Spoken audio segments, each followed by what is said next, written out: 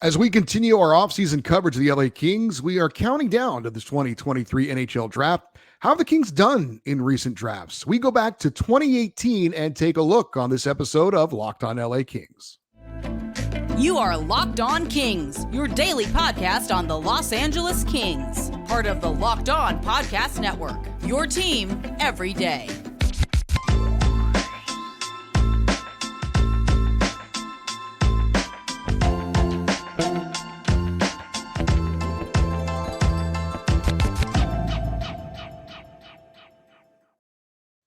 Hey, Kings fans, welcome to Locked On LA Kings, part of the Locked On Podcast Network, your team every day. Thanks for making Locked On LA Kings your first listen every day. We are free and available wherever you get your podcasts. We'd love for you to leave us a positive comment if you like what you're hearing on Apple Podcasts, and we're also on YouTube.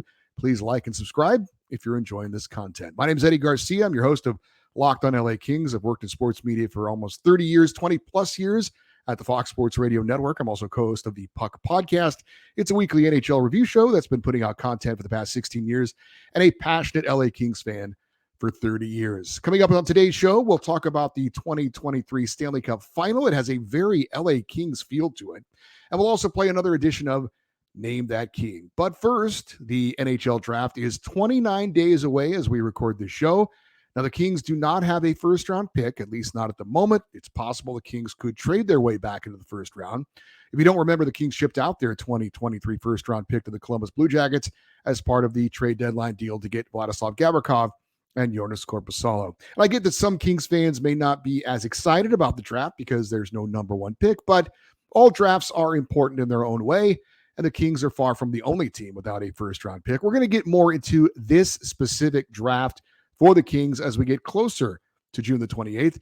But I wanted to take a look back at a draft from 5 years ago. Now, this is far from scientific, but I feel like generally speaking, if you give a draft class 5 years, then you can really fairly judge whether that draft was successful or not. And success is always a variable as well, as far as what kind of draft it was, where the team was selecting, things like that. But again, generally speaking, if a player hasn't played any NHL games or isn't at least showing some serious progress in the AHL after 5 years from when they were drafted, they likely aren't going to ever.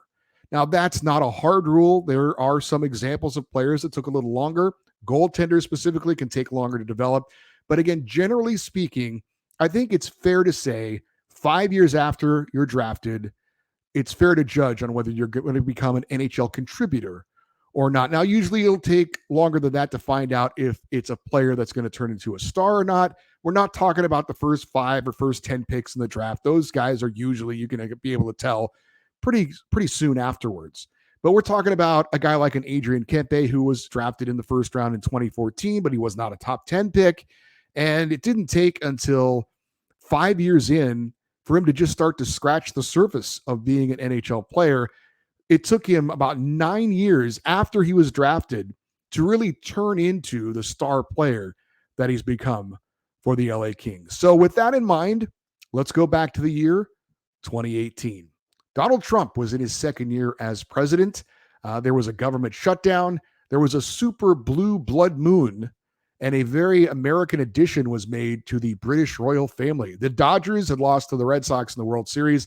LeBron James wasn't an LA King yet, or an LA Laker, I should say, yet.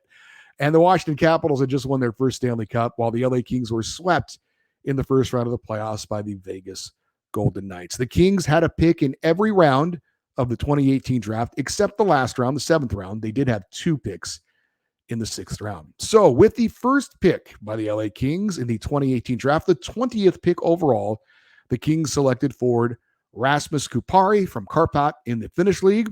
Now, Kupari has yet to blossom into a big-time contributor to the LA Kings at this point, but he has shown some promise. Good skater. He is a good puck handler. He's got good size. He's appeared in 130 games for the LA Kings so far. Total of 9 goals and 20 assists for 29 points. This past season, played in a career-high 66 games.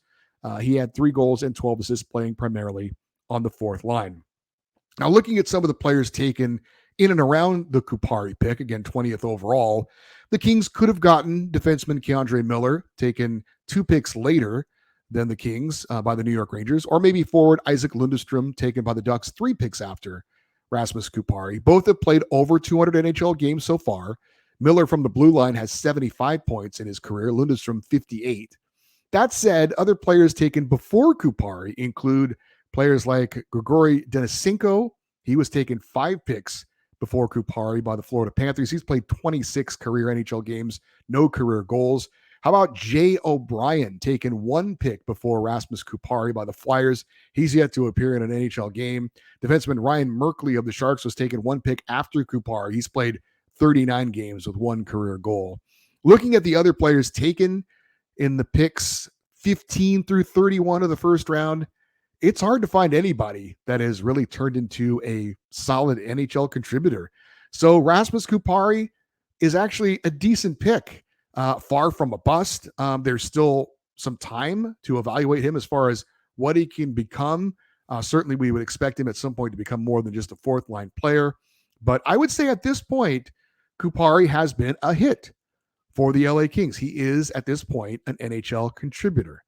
Now the Kings' second round pick, not so good. 51st overall selection was forward Akil Thomas from the Niagara Ice Dogs in the OHL. Akil has yet to play a single game at the NHL level. He's been just a guy with the Ontario Reign. His chances of turning into an NHL contributor at this point, I think, are not very good. Now, it should be pointed out that most of these successful players from the second round of the draft, there's not many. So Akil Thomas is not the exception. It's kind of the rule. However, there was a player taken 1 pick after Akil Thomas, and he's turned out to be a pretty solid NHL contributor for the LA Kings, and that was Sean Durzi, selected by the Toronto Maple Leafs, the defenseman. He's appeared in 136 NHL games. Only 3 other players taken before him in the second round have appeared in more. Looking at the 2018 second round on a whole, not a lot of players taken that have made a major impact at the NHL level. Akil Thomas is certainly one of those players. However, Sean Durzi has been a player taken in the second round of 2018 that has turned into a solid NHL contributor for the LA Kings, even though he wasn't selected by the Kings. In the third round, the Kings selected forward Bulat Shafigulin from Russia, 82nd overall. I'm sure I pronounced that right. He never signed with the Kings, never played in a game in North America. Looking at the third round as a whole, no players have really stood out as impact players at the NHL level. Tyler Madden was in that third round in 2018, acquired by the Kings in the Tyler Toffoli trade with Vancouver. Tyler Madden was taken by Vancouver's 6th pick of the third round in 2018. He's been playing for the Ontario Reign. He's yet to make any kind of NHL impact, but that's certainly a miss by the Kings. This guy, I've never even heard of him. And when you take a guy in the third round, you at least expect him to play some games in your organization. I'm not sure why he decided not to side with the Kings, but sometimes that does happen. The Kings' fourth round pick was forward Aiden Dudas from Owen Sound in the OHL. He was the 113th overall pick. Dudas just wrapped up his second full season in the AHL with the Ontario Reign. He appeared in all 72 games this past season. With the Reign, he had 12 goals and 18 assists for 30 points. That placed him 6th on the team in scoring this season. Now, he has the potential to possibly be a fourth-line type player at the NHL level, but there are certainly other players right now, other forwards in Ontario that would be in line ahead of him. For example, guys like Samuel Vagimo, Tyler Madden, Alex Turcotte, maybe even Martin Chromiak. Not surprisingly, no players in the fourth round taken in 2018 have really made any kind of significant impact at the NHL level. In the fifth round, the LA Kings selected goaltender David Rennick from St. Cloud State University. He was the 144th overall pick. Rennick has yet to appear in an NHL game. Just turned pro season before last after 5 years in college. Last season was his first real professional season. He was the number 1 goalie for the Greenville Swamp Rabbits in the ECHL, the Kings ECHL affiliate. As with goalies, they can take a little longer to develop. Not sure if Rennick is a long-term solution for the Kings in net. Likely not. He is a restricted free agent this offseason, so he may not even be back in the Kings organization after this year. We'll have to wait and see. Looking at the fifth round of the 2018 draft, there is one player that has turned out to be the steal of the draft from 2018, and that is Yegor Sharangovich of the New Jersey Devils. He's appeared in 205 NHL games with 53 goals. That's fourth most among any player selected in the 2018 draft. And again, he was taken in the 5th round by the Devils. He's also got 53 assists in his career. He has been a much more productive player than I would say most of the 140 or so players taken ahead of him, including Rasmus Kupari. So it is possible, rare but possible, to find players later in the draft that can sometimes make an impact. And Yegor Sharangovich, a great example of that for the Devils. The Kings' 2 6th-round picks, they selected a forward, Johan Sodergren from Sweden, and another goalie, Jacob Ingham from Mississauga in the OHL. Sodergren played a total of 55 games for the Ontario Reign over parts of 2 seasons. Last season, he played professionally in the Swedish Elite League and has likely played his final games in North America. Ingham has played 6 games with the Reign, 29 games with the Swamp Rabbits. I did see on capfriendly.com that Ingham hasn't played enough games to become eligible to be a restricted free agent. He is ineligible for an offer sheet. I'm not exactly sure what that means, but likely he's not in the long-term plans for the LA Kings as well. So let's recap of the 7 players selected by the LA Kings in 2018, 5 years ago. One of them, Rasmus Kupari, the number 1 pick, has shown that he can be a legitimate NHL player, still needs some seasoning. I think his ceiling could be maybe second-line center at best at the NHL level. I know that some people might categorize him as a miss, but truthfully, that's not the case. If you look at what the other players have done, taken in the mid to late first round, he's actually one of the more solid NHL contributors at this point. And that's probably more of an indictment of the 2018 draft. But as I said, you have to judge these things based on a lot of different variables. And the answer to me for Rasmus Kupari, based on all the other selections in the 2018 draft, is that he has been a solid contributor at the NHL level. That's not a miss by the LA Kings. I think what you're hoping for when you draft, and again, it varies by strength of draft class, but if you're picking in the top 10 to 15, especially top 10, you're looking to get an impact player sooner rather than later.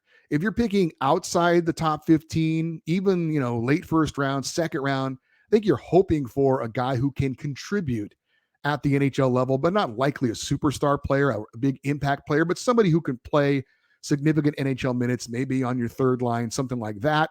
And then after that, third round, fourth round, and beyond, if you get somebody who can be a legitimate NHL player, then that's icing on the cake. It's not expected. A lot of those guys don't pan out to be really, really legitimate NHL players. After Kupari, talking about the Kings draft picks, they picked 6 other players. I say it is less than likely that any of those players are going to turn into solid NHL contributors.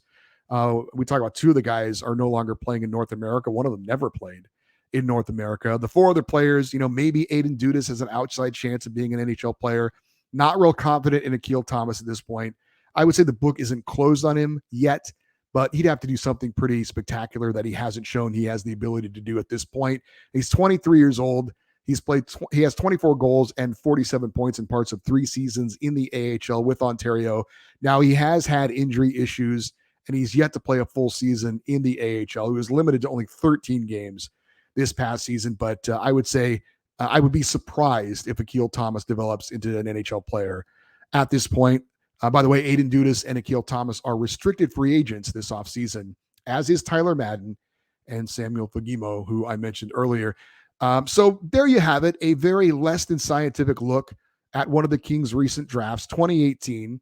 When you do a deep dive on it, and we'll do more of these in the coming weeks, you really get a glimpse at what a crapshoot this process can be. So many different factors go into player selection, where you're selecting in the first round, how many picks you have, what is the caliber of team you have at the NHL level. Do you need to get impact players right away because your team's not good? Or do you have a veteran team that's a playoff team? Maybe you get guys to supplement things down the road. If you looked at this 2018 draft class for the Kings kind of in a vacuum, I think you'd probably say you had 7 players picked and only one of them has turned out to be a real NHL player. You might grade that like a D, maybe a C. But then when you look at the 2018 draft class as a whole, there were not a lot of impact players from that draft class. I'd say the best player was probably Brady Tkachuk of the Ottawa Senators. There are a few other guys in there. We talked about Yegor Sharangovich, Andrei Svechnikov, Rasmus Dahlin. But really, on the whole, wasn't a great draft. And so when you take that into consideration, I think you probably might give the Kings a C grade from that draft. We're going to do some more of these draft grades from some of the recent classes for the LA Kings as we go along. Want to talk about the Stanley Cup Finals, which are now set, and how they have a real LA Kings type feel to them. We'll do that in a second, but I want to remind you today's episode of Locked on LA Kings brought to you by Athletic Greens. With one delicious scoop of AG1, you are absorbing 75 high-quality vitamins, minerals, whole food, superfoods, probiotics, and adaptogens to help you start your day right. This special blend of ingredients supports your gut health, your nervous system, your immune system, your energy, recovery, focus, and aging.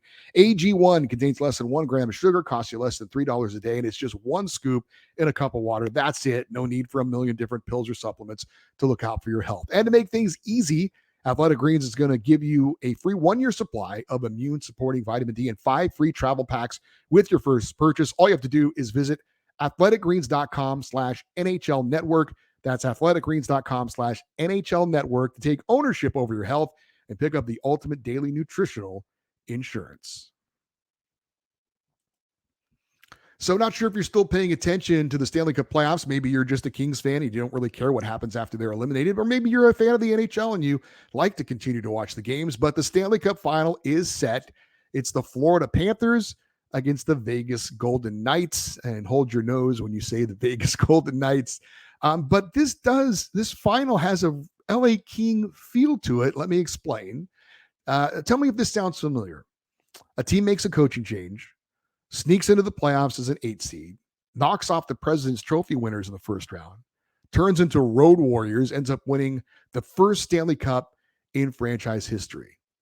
That was 2012 for the LA Kings. They fired Terry Murray, brought in Daryl Sutter, who had Stanley Cup experience. They squeak into the playoffs as the 8 seed, went on to beat the President's Trophy winning Vancouver Canucks in the first round, knocked off the Blues and the Coyotes, winning 10 straight games on the road en route to beating the New Jersey Devils for the first Stanley Cup title in franchise history.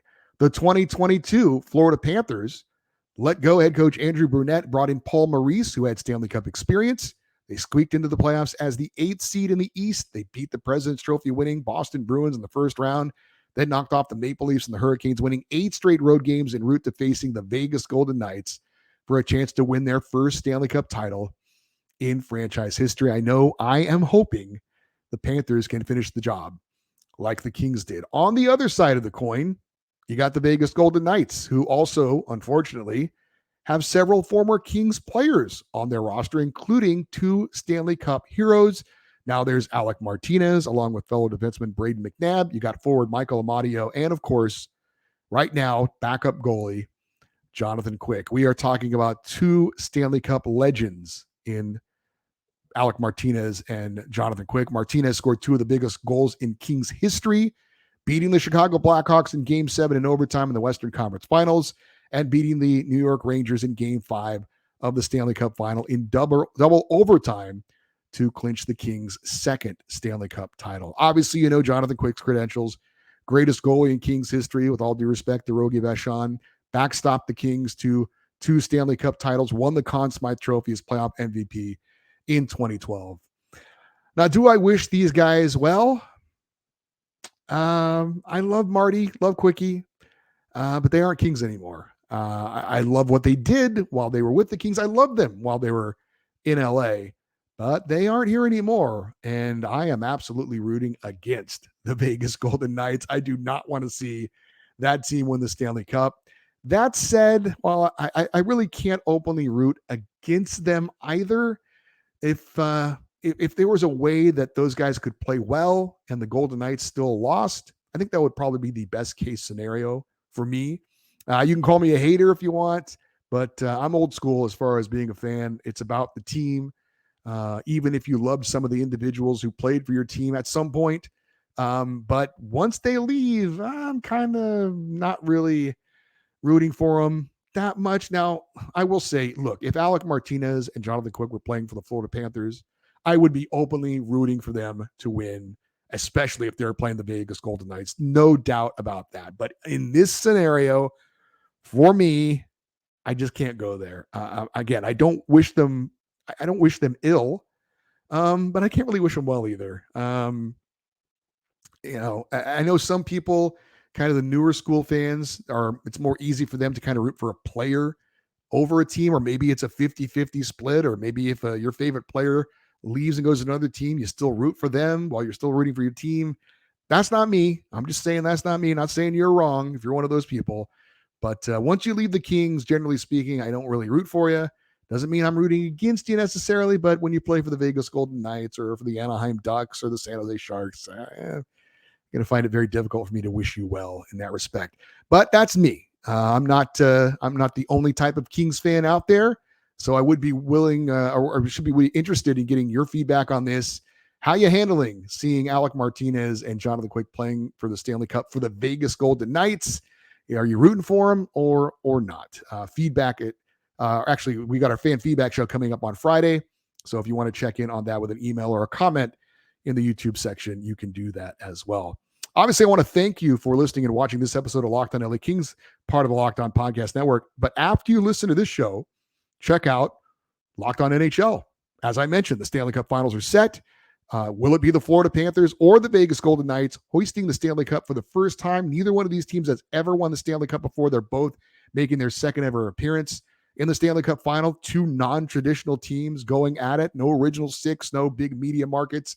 Vegas versus Florida. I guess Miami's a pretty big media market, but curious to see. I'm hoping for a good series, hoping Florida wins.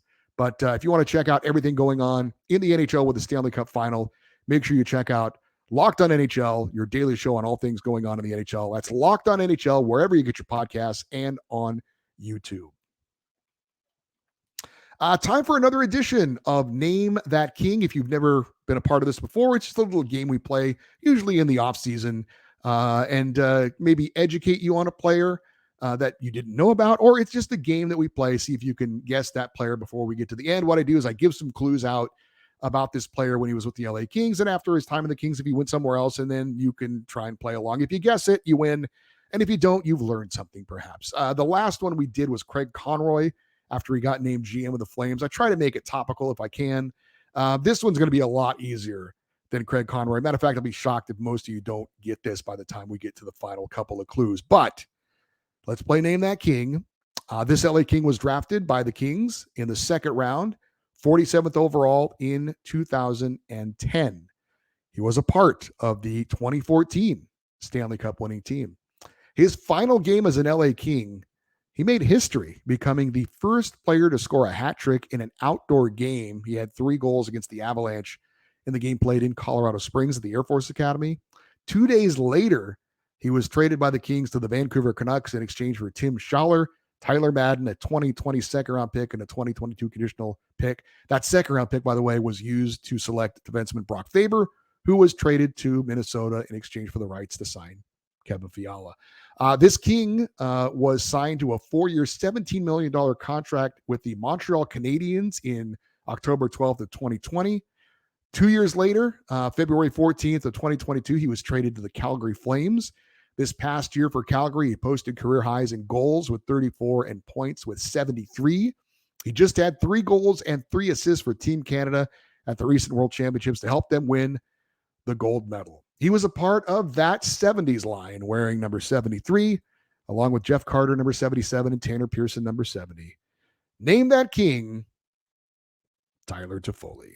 That was a pretty easy one. If you didn't get that one, I'm surprised. All right, so for you everydayers, those of you that listen and watch every day, coming up this week, I've reached out to the guys over at the Royal Army. If you're unaware, it's the kind of Kings official fan club. We'll see if we can get an interview with some of those guys to find out what they're all about. I know they made some headlines this season in the playoffs when they put that banner up on that freeway overpass on the 110 heading downtown, which was very, very cool. Depending on when that goes down, we're also going to have a look back at the season that was for LA Kings goalie Phoenix Copley. So we're either going to do that tomorrow or Thursday, depending on when we have the interview. And of course, on Friday, it is our weekly Kings fan feedback show. If you want to send an email, it's lockedoneddie@gmail.com, EDDIE. Again, Friday fan feedback show. Love for you to get those emails in as soon as possible. You can always leave a comment on the YouTube channels, as I mentioned as well. Love to get your feedback on today's show. What did you think about the 2018 NHL Draft? Do you agree with my premise that about 5 years after a player is drafted, you should have a pretty good idea whether they're going to be an NHL contributor or not. We also talked about Kings players playing in the Stanley Cup Final this year. Are you rooting for them, against them? Are you not paying any attention? Also, we had a show on Monday about Victor Arvidsson, maybe him possibly being traded. You can chime in on that as well. We'd also love for you to stay interactive with the show on social media, on Twitter and Instagram. We are at Locked on LA Kings. I'm Eddie Garcia. Thank you for listening and watching this episode of Locked on LA Kings, part of the Locked On Podcast Network. Have yourself a great day. We'll talk to you tomorrow. And as always, go Kings, go.